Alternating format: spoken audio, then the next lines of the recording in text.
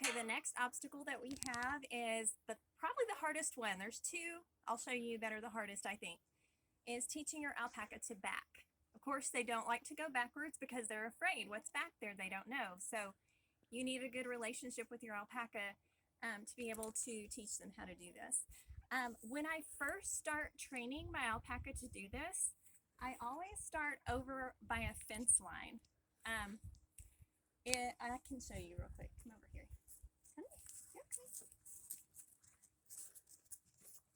I start with a fence on one side of us so that he can't go that way. And if possible, if you have anything you could put on this side, so he's just going down a very narrow path just to teach him what back means. You can't touch him with your hands, and you also don't ever want to push your alpaca, but you can, leaving a J lead and still having the extra in your left hand, you can make a little, I guess almost like a barrier or something to help them see that you want them to go back. And I can put this in front of him, and I use the command back. And when I'm first teaching him, I want to see if he takes one little step back, I'm going to give him a treat. So let's pretend he doesn't know how to do this. He loves treats. So if he didn't know, I would say back. He did one step back, I'm going to give him a treat. And then I would do it again. I would say back. Try to get him to do 2 steps. Awesome, good job, buddy. But each time I'm going to say back, back, and slowly let your alpaca go back. A lot of kids that I've taught, they will rush forward to that alpaca, and the alpaca is confused and doesn't want to go back. You're doing it too quickly. It's not a race. Just take your time and use your body to also help the alpaca understand what you want them to do. So I'm going to go over here and show you how to do it.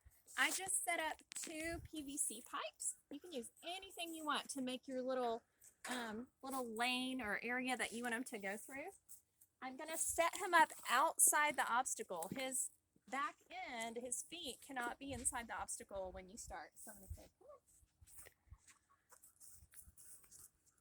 Turn him around. Okay. I'm going to pause, and I'm going to tell him. He's ready to go. I'm going to tell him back, back, back, back, back, back, back, back.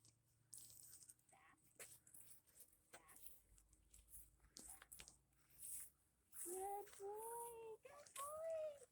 So I'm definitely going to treat him. He was awesome. But do you see how I did that slowly? Even once he's gotten good at it, I still don't just rush up to them. Also, you do need to know if you train with treats, as they get better, you want to treat less and less often so they're not dependent on them, because you cannot have treats in the show ring. So we always brought them for right before and right after we were in the show ring to give them a treat, but you cannot have them during the show. So anyway, that's how you teach your alpaca to back. And then the other thing you can do, once they get really good at going straight, you also want to practice getting them to turn, because you may have to later on do like a left turn or a right turn. And so when you do that, I do it using my body to help show him which way I want him to go. So I'm going to go to the end of this area. Back, back, back. Now I want him to turn this way. So I'm going to step this direction and say back, back, back, back. Not the best, but you get the idea.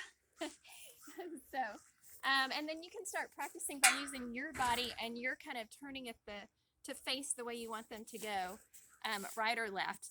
You'll have to maybe do an L pattern, or even sometimes like a Z pattern.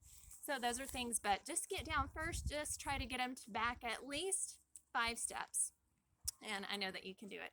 All right, thanks.